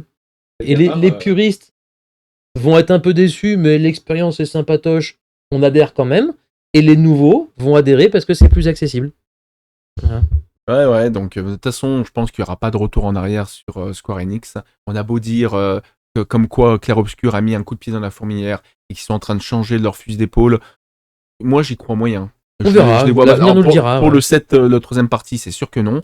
Et pour le prochain FF, ou peut-être ils vont nous surprendre en faisant un truc encore plus innovant. Quoi, j'en sais rien. Mais voilà, donc... ouais, après, voilà... Encore une fois, s'ils changent encore de fusil d'épaule, malgré que tout, je sais pas si Clair Obscur a vraiment attiré autant de nouveaux joueurs que des anciens nostalgiques comme on l'est. Je sais pas, il faudra voir les chiffres et les statistiques. Mais s'ils font ce virage, de toute façon, après, les chiffres sont pas super bons, je crois, du côté Square. Je crois que John, toi, tu sais un peu plus ça que moi. Mais je me dis, est-ce qu'ils vont vraiment basculer et revenir sur un tour par tour, peut-être même à RPG? Je sais pas. C'est pas ce que t'en penses. C'est vrai que c'est la grande question, que beaucoup de fans, en tout cas, alimentent ce sujet. C'est vrai que, forcément, le but, c'est de suivre une tendance, déjà. Parce que le but, faut pas oublier que c'est du business. Le but, c'est de vendre un max de jeux. C'est une industrie, le jeu vidéo. Exactement. On sait qu'avec FF7 Remake, ils ont pris le tunnel du jeu action RPG parce que ça fait plus vendre à un titre plus large que le tour par tour traditionnel. Bon, Pierre, je suis content parce que c'est comme toi, tranquille, tu vois, je vais choisir plus le rouge, plus le bleu. Moi, je pense qu'aujourd'hui, tu vois, je voudrais, je pense, le même système de combat, tu vois. Action, genre, qui mélange bien le tour par tour et l'action RPG. Moi, je trouve qu'ils ont, avec finesse, ils ont trouvé le juste milieu, du coup, avec FF7 Remake et FF7 Rebirth. Mais sur le prochain effet, donc, on va appeler FF17, Ouais. pour FF17, c'est une très très bonne question de savoir sur quoi ils vont partir. Alors, vous savez, il y a. Depuis que Clair Obscur est sorti, on entend tout et n'importe quoi. Vous savez que Square Enix, ils vont prendre exemple sur Clair Obscur. Ouais, c'est ce que je disais. Non, mais. Peut-être qu'ils vont prendre exemple, mais comme dit Franck, je pense pas que ce soit sur la partie 3 du remake. Je pense que le développement est trop avancé et ils ont déjà les bases. Ils ont déjà les bases des deux premières parties, donc c'est sûr que non. Enfin, quasi sûr que non. La partie 3 du remake, c'est la continuité, de toute façon. Mais le après, c'est légitime de se poser la question. Non, mais pour partie 3, c'est sûr à 100%. Oui, ça, oui, on est sûr, ça va pas bouger. Il y aura peut-être des petites améliorations. Tu vois, comme il y a eu des améliorations entre le remake et le rebirth. Oui. Où les combats aériens, ils ont été un petit peu corrigés. Mais c'est des améliorations qui dépendront peut-être pas forcément de Clair Obscur, qui ont peut-être déjà été prévues avec les retours des joueurs sur le remake et le rebirth. Non, mais surtout que FF16, il est sorti en 2023. Si je me trompe pas, 2023, oui, FF16. C'est ça. FF16, c'est 2023. Voilà, donc je veux dire. C'est juin 2023, exactement. Voilà, je veux dire, ils ont déjà commencé à. Toi, je veux dire, pour FF17, je me dis peut-être une bêtise, mais je me dis qu'ils ont déjà peut-être choisi le système de combat, avant même que Clair Obscur soit sorti, avant le carton de Clair Obscur, ils ont peut-être déjà défini. Et puis, je veux dire, Clair Obscur, malgré son succès, mais Clair Obscur qui va redéfinir le marché du JRPG. Voilà, peut-être que Square Enix, ils vont regarder d'un œil, c'est sûr. Mais de là à dire que Square Enix, ils vont copier le système de combat de Clair Obscur ou je ne sais quoi. Enfin, moi, c'est ce que je disais, je ne crois pas. Non, mais on a entendu tout n'importe quoi. Par exemple, on a entendu à l'époque que grâce à Clair Obscur avait remis tour par tour sur le devant de la scène. Et je veux dire, chaque année, tu as plein de jeux en tour par tour qui sortent. Bien sûr. Et Octopath Traveler, par exemple. Les Shin Megami Tensei. Persona 3 Remake l'année dernière, etc. Des jeux en tour par tour, t'en as une tonne, tu vois. Et t'entends d'un coup, t'as Clair Obscur qui cartonne, le tour par tour revient. Mais non, mais les mecs, vous êtes déconnectés de la réalité. J'ai jamais disparu, en fait. Ouais. Non, par contre, ce qu'ils ont réussi à faire, c'est à moderniser un peu la formule. Et ça, c'est plutôt malin. Surtout, peut-être pour clôturer sur Clair Obscur, parce qu'on en a beaucoup parlé, là où ils ont été extrêmement forts, c'est que c'est un nouveau studio qui donc est jeune. Ils n'étaient pas très nombreux au développement, donc c'est pas du triple A, c'est une production double A, faut se le dire, limite un D. Et qu'ils ont réussi en peaufinant leur jeu et en peut-être essayant de déterminer ce qu'on essaye de faire aujourd'hui qui plaît aux joueurs. Et ben ils ont réussi, et tout ça pour 60 balles, je rappelle, c'est pas un jeu à 80 balles. Ils ont réussi en 15 jours à faire 2 millions de ventes. Donc Ils ont réussi un tour de force d'être un petit studio, d'avoir une production musicale incroyable, d'avoir un côté graphique incroyable. On remerciera peut-être l'Unreal Engine, qui n'y est pas pour rien. Il faut les développeurs derrière, certes, mais le moteur est quand même incroyablement facilitant, je pense. Tout en proposant un jeu à prix abordable. C'est un tour de force, et c'est peut-être l'ensemble de la formule qui va mettre un coup de pied dans la fourmilière. Pas le retour du tour par tour. Ça, non, je suis d'accord avec toi, John. C'est pas ça qui est la révolution. Ils ont modernisé la formule, mais c'est tout le modèle économique et de développement du studio qui pourrait permettre aux autres de s'inspirer en disant est-ce qu'on a besoin de mettre 200 personnes et de se perdre dans des abysses de développement alors qu'en fait une équipe réduite est finalement peut-être aussi efficace en se concentrant sur l'essentiel, l'histoire, la jouabilité, la musique et la DA. Ouais. Eh ben écoute, on a fait le tour, je crois, de tout ça. En tout cas, ouais, Fabien, ce qu'il a mis, c'est pas mal. Il dit que de toute façon, Square est autant perdu et partagé que l'est la communauté. Hein. Ceux qui prônent l'ancien FF et ceux qui aiment la nouveauté. Et entre les Européens et les Asiatiques. Donc de toute façon, il y a trop de choses qui font que de toute façon, il n'y aura plus de jeux qui mettra tout le monde d'accord. Là, c'est pas que le mal est fait, mais c'est qu'il y a trop de choses. De toute façon, en augmentant la cible du public, t'as forcément dans toute cette cible des gens qui vont être plutôt pour et des gens qui vont être plutôt déçus. Voilà, c'est normal. Plus tu as de, on va dire, plus t'as de votants, plus t'as de disparité de vote, quoi. Bah, bien sûr. Et on était sur le dernier point. Et on va clôturer du coup sur le dernier point, effectivement, la difficulté et le challenge. On en a un tout petit peu parlé avec les Souls, ou les From Software, like.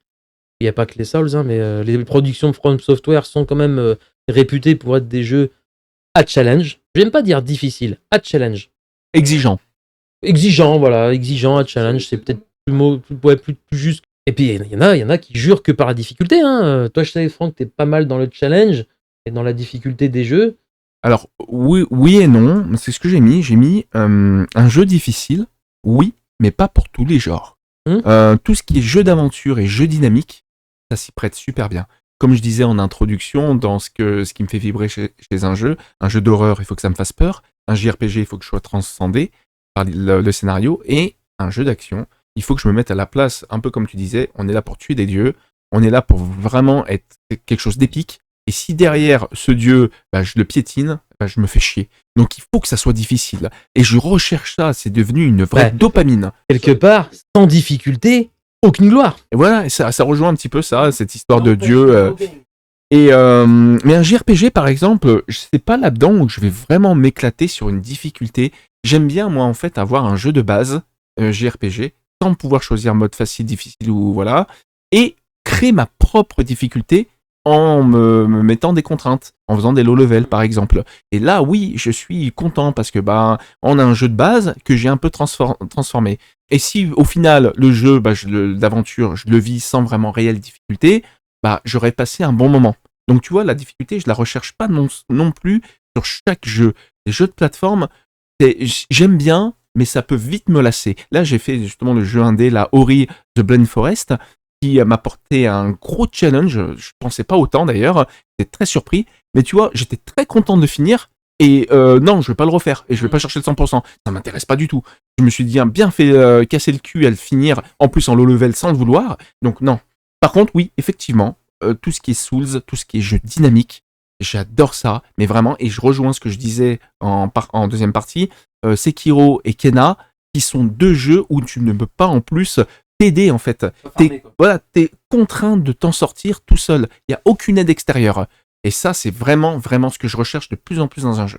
John ? Moi, la difficulté, j'aime bien. Alors, c'est vrai que comme je suis platineur, effectivement, des fois, il y a des trophées platine qui nécessitent de te challenger, hein, puisque tu dois faire des boss secrets, tu dois aller chercher des équipements, qui fait que pareil, tu dois aller dans certains pas de donjons, ou pareil, une fois de plus, te confronter à certains mobs qui sont plus exigeants que ceux de la grande majorité de ceux présents dans le jeu. Donc moi, j'aime bien la difficulté, mais un peu plus ponctuée. Genre plus ponctuelle, pardon. Que moi avant tout, comme j'aime avant tout les JRPG, les histoires, moi suivre d'histoire, c'est suivre une histoire idéalement sans trop non plus me surpasser, tu vois. Me surpasser, c'est une fois que j'ai fini l'histoire, et là, je me retrousse les manches et que je dois platiner un jeu. Bon, l'histoire, comme maintenant, ça c'est mis de côté. Là, effectivement, on va attaquer de challenge. Ça me fait penser à FS Rebirth. Je pense qu'il va rappeler des bons souvenirs à Frankie. Mais Rebirth, Rappelle quand voilà, on faisait les vocaux à l'époque où tu me disais, mais putain, mon Francky, oh, comme je transpire comme jamais. Ah ouais, ah ouais, non, sur le simulateur, c'est vrai que le simulateur est dingue, mais au final, voilà, bon, on y est tous arrivés, hein, mais ça n'a pas été simple tout le temps.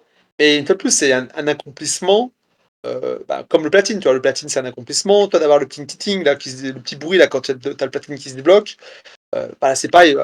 Sur le chemin de l'accession au platine, le fait de réaliser des challenges, voilà, difficiles en fonction des jeux, parce que tu as des parle de platine, mais il y a des platines qui sont excessivement simples. Hein, et c'est pas forcément. Qui dit platine ne veut pas forcément dire méga boss, méga mob, enfin bref, vous m'avez compris. Donc oui, en tout cas, moi, la difficulté, c'est quelque chose que j'aime, mais vraiment De un petit façon peu par-ci, modérée. un petit peu par-là, mais pas trop, voilà. Mais pas trop, parce que voilà, une fois de plus, comme je disais tout à l'heure, où je joue à 80%, dans 80% des jeux que je joue, c'est des JRPG, mais 20%, c'est voilà, c'est pour découvrir aussi des nouvelles licences, des nouveaux types de genres de jeux. Bah là, c'est un petit peu pareil, c'est-à-dire que les jeux que je fais, c'est voilà, je reste dans ma petite bulle, dans mon petit confort, et j'aime bien quand même un petit peu tâter, voilà, me challenger sur d'autres aspects d'un jeu ou d'un genre de jeu. Donc ouais, pour moi, c'est important. La difficulté, c'est important, mais pas trop. Voilà. Et ben, la difficulté, moi je trouve que c'est un élément qui est très clivant parce que on a déjà vu des drops de difficulté dans certains jeux qui ont fait rager les puristes du hardcore et qui ont satisfait les plus casus et tout ça. Donc c'est très clivant la difficulté dans un jeu vidéo. Et en creusant le sujet, oui, parce que pour ceux qui ne savent pas, on prépare les émissions, je vous mets dans le chat une vidéo du JDG que je trouve extrêmement intéressante où il parle de la difficulté et notamment de la gestion des intelligences artificielles dans les jeux vidéo pour nous apporter plus ou moins de difficultés. Et en fait, dans sa vidéo, vous pourrez aller creuser le sujet, donc je vous l'ai mis dans le chat. C'est extrêmement intéressant, puisque en fait, il interviewe plein de développeurs, donc c'est pas des choses qu'il invente, hein, c'est sourcé. L'IA, par rapport à la difficulté, elle est codée pour ne pas frustrer le joueur, lui laisser la chance de fuir et lui donner quand même la satisfaction d'avoir réussi. C'est ce qu'on disait, hein. Sans challenge, rien d'épique. Sans difficulté, pas de plaisir derrière. Et en fait, des jeux où on pourrait considérer comme l'IA étant débile, en fait, elle est codée pour ne pas frustrer le joueur et lui laisser la chance de fuir. Il y a pas mal de jeux de tir, notamment, on pourrait faire des Call of Duty ou tout ça, où à partir du moment où vous tournez le dos à l'ennemi et que vous vous enfuyez, plus jamais il vous touche. C'est bizarre quand même, vous êtes face à lui, vous prenez toutes les bastos, vous vous retournez, il s'est plus visé. C'est clairement, l'IA, elle est codée avec un champ de vision du personnage, et quand l'ennemi n'est plus dans le champ de vision, il ne vous vise plus. En gros, tu me vois plus. Hein, le truc, je mets mon doigt devant, tu me vois plus. C'est exactement ça. À partir du moment où on n'a plus l'ennemi dans le champ de vision, l'IA considère que lui non plus ne vous a plus dans son champ de vision. C'est pour permettre la fuite, et du coup de ne pas être frustré à avoir que des kills, que des morts au fur et à mesure de l'aventure, et pas être frustré tout le temps. Et pour ceux qui vont faire MGS3, là, à partir de demain, ça sera ça, parce que c'est encore un des points négatifs qui sont ressortis dans les tests. L'IA aux fleurs. Eh ben non, en fait, elle est codée pour ne pas frustrer le joueur. Et ça, c'est très bien expliqué dans la vidéo du DG. Je vous encourage vraiment à aller la voir. C'est extrêmement intéressant. Ouais, alors après, il y a des jeux, je vois dans le chat, même GoldenEye en face, personne touchait. C'est vrai que pour y avoir rejoué entre nous il y a pas longtemps, c'est une purge pour viser. Mais ça, c'est un autre problème, ça, c'est la maniabilité. On en reparle du gameplay, du coup. Mais ouais, et vivement qu'on en fasse un. Ouais, c'est vrai. Mais franchement, je vous Ouais. encourage à aller voir cette vidéo du JDG. C'est pas pour lui faire des vues, il en a pas besoin. Mais je trouve l'analyse qu'il en fait et puis l'explication des développeurs extrêmement intéressante. Et du coup, les Souls où vraiment beaucoup du gameplay est basé sur le challenge et la difficulté, c'est volontaire aussi. Là, rien à foutre de frustrer le joueur. Au contraire, c'est même le principe de lui apporter de la frustration pour qu'au moment où il réussisse, ce soit une libération d'hormones du plaisir qui est décuplée. Et c'est extrêmement intéressant d'avoir cette approche par rapport à la difficulté. Et c'est peut-être pour ça que c'est aussi clivant, c'est que en fonction du niveau de chacun, il y en a qui vont ressentir plus de frustration que d'autres. Et en fait, c'est notre frustration qui parle. Le jeu, il est trop dur, ou l'autre, oh, c'est trop facile. Bah ouais, trop facile. On a la sensation d'avoir aucune récompense d'avoir réussi. Et puis pour ceux qui disent c'est trop difficile, ils ont que de la frustration, le jeu est pas plaisant. Donc la difficulté d'un jeu et donc la gestion des IA dans le jeu est l'équation la plus complexe pour un développeur de jeu. C'est extrêmement difficile de jauger la difficulté d'un C'est jeu. pour ça qu'ils font Des niveaux. ils mettent des niveaux, des testeurs aussi, pour tester un petit peu les phases, pour ça, voir s'il n'y a pas des bugs et pour la difficulté. Et comme il disait aussi Fab, ce qui est quand même triste aussi, c'est qu'ils sortent un jeu et tu peux être sûr que 2 semaines plus tard, il est patché. Parce que c'est trop difficile et tout. Et c'est vrai que ça, c'est un peu chiant. Quand tu fais pas du day one, moi je suis pas un adepte du day one, et de me dire que j'ai pas battu le boss comme il était pensé initialement, ça me fait un peu chier. Heureusement que je vais chercher du low level derrière, mais et tu vois, pour la difficulté, je me suis vraiment rendu compte que le 100%, le trophée platine ou le 100% Steam, peu importe, des fois, il était vraiment pas complet. Souvent, on disait, bon, t'as eu le trophée et il y avait encore à faire sur le jeu. Mais c'est vrai que de refaire le jeu d'une façon particulière et de s'imposer des challenges, je me suis vraiment rendu compte que c'était vraiment ça l'essence même du jeu. Et c'est vraiment devenu une dopamine. Et je me dis maintenant, si j'ai pas fini le jeu dans la difficulté maximale, hors peut-être JRPG, je me dis j'ai pas fini correctement le jeu. C'était vrai pour The Last of Us avec la partie en réaliste, comme ça l'était sur God of War où je me suis vraiment imposé des low level quoi. Et vraiment, je me dis putain, mais des fois je me dis mais Franck, t'as joué à God of War Ragnarok en mode normal. Mais je pourrais plus le refaire. Là, le prochain qui va sortir, je l'achèterai peut-être à sa sortie, sûrement d'ailleurs, et je me mettrai tout de suite dans la difficulté God of War. Et tant pis, je vais prendre le temps, tout le monde va le finir avant moi, mais au moins quand j'aurai fini le jeu, je me dis, j'ai compris ce qu'il voulait faire. Voilà. Et tu te feras spoil cher.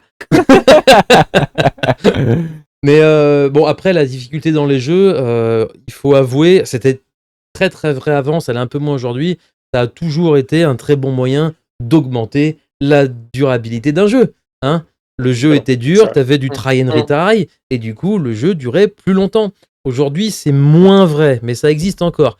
Et en toute honnêteté, je préfère un jeu plus difficile pour augmenter la durée de vie que la multitude de quêtes annexes et insipides, lassantes au possible. Non, mettez-moi un jeu dur, j'en chie, performe, progresse, j'avance, mais des quêtes où il faut aller chercher un truc à l'autre bout de la map pour le ramener, que le mec il dise « merci, maintenant il faut que tu ailles m'amener cette récompense à l'autre personne, à l'autre bout de la map. » Non, c'est bon, allez, arrête. Ça devient insupportable. Donc ouais, un jeu qui est un peu plus difficile pour augmenter la durée de vie, je préfère largement ça à un jeu avec des quêtes interminables. C'est clair. Je suis un peu d'accord.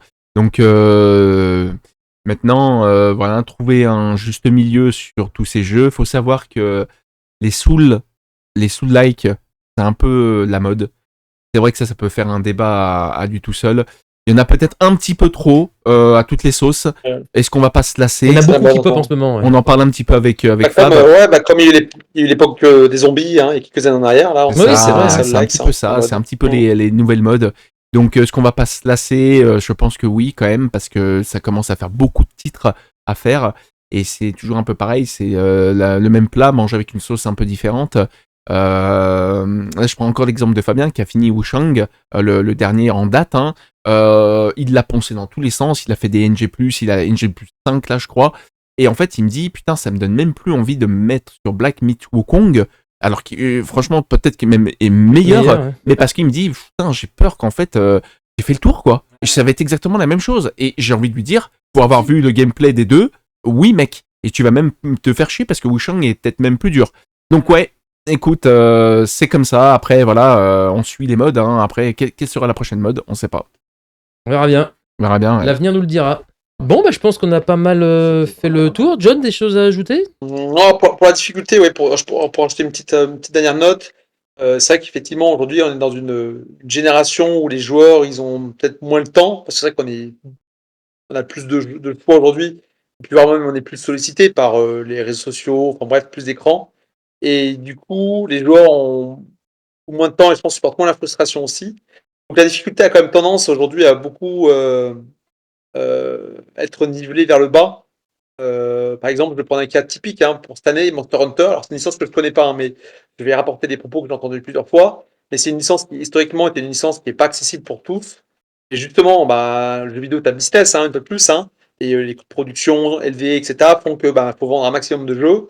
justement, pour toucher un plus large public, Monster Hunter aujourd'hui est une licence qui est devenue, alors je vais peut-être pas dire casual, mais beaucoup plus simple qu'elle ne l'est en tout cas historiquement. C'était voire même son identité, son ADN, la difficulté.